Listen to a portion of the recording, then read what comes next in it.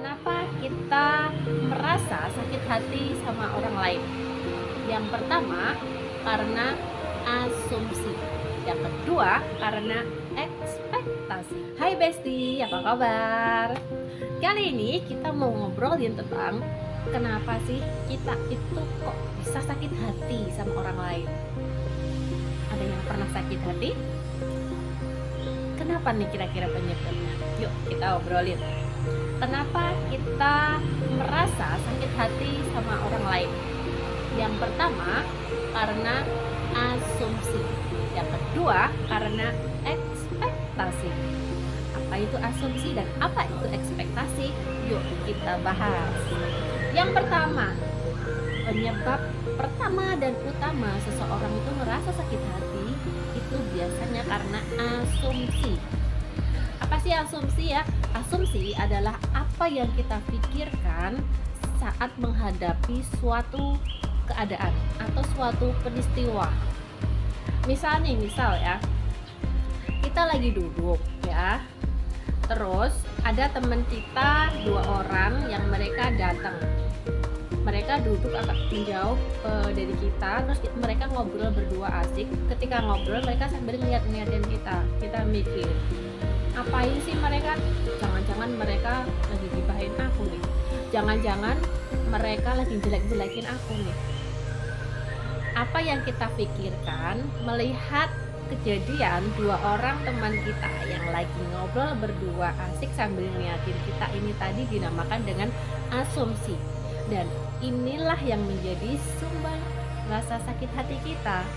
Faktanya ya 2 orang lagi ngobrol, yang ngobrol mereka sendiri aja, mulut-mulut mereka, diri mereka kan, bukan urusan kita sebenarnya. Nah biasanya teman-teman ya, nggak cuman berhenti di situ aja, kita ngasih pikiran-pikiran kita terhadap suatu kejadian. Biasanya kita mengembangkannya dan mengembangkannya lagi. Sampai rumah kita keinget kejadian itu, terus kita mikir, si A itu kan seminggu yang lalu dia baru aja butuh uang, datang ke rumahku, terus aku bantuin, padahal ya aku nggak punya cukup uang banyak. Kok tega-teganya ya dia ngomongin aku di belakang. Terus kita sakit hati, tambah sakit hati nih sama si A, sama si B gantian. Kemarin pas dia jatuh dari motor itu nggak ada ya orang yang mau bantuin, yang bantuin cuma aku. Dan sekarang dia ngomongin aku, jelek-jelekin aku.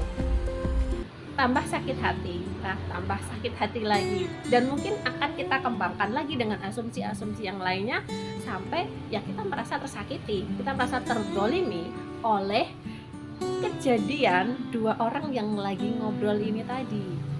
Ya, jadi teman-teman,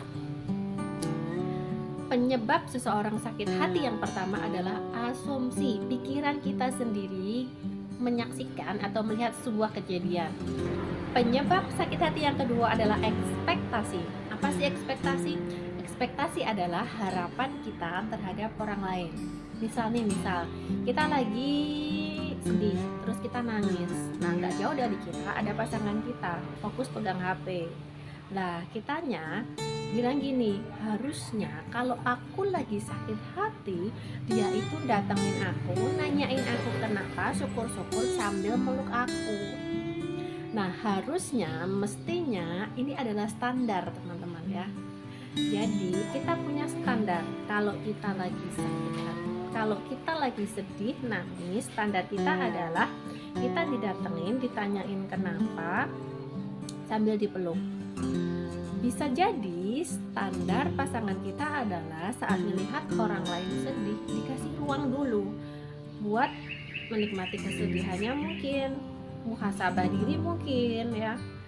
Dan sakit hati terjadi adalah saat kita bilang harusnya, mestinya.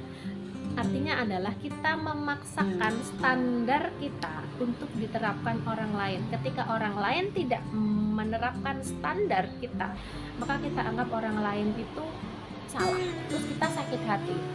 Nah, biasanya yang paling powerful ketika ekspektasi ini digabung sama asumsi ya. Jadi penyebab seseorang merasa sakit hati itu biasanya karena 2. Yang pertama adalah asumsi, yang kedua adalah ekspektasi ya. Itu aja teman-teman. Terima kasih atas atensinya. Goodbye.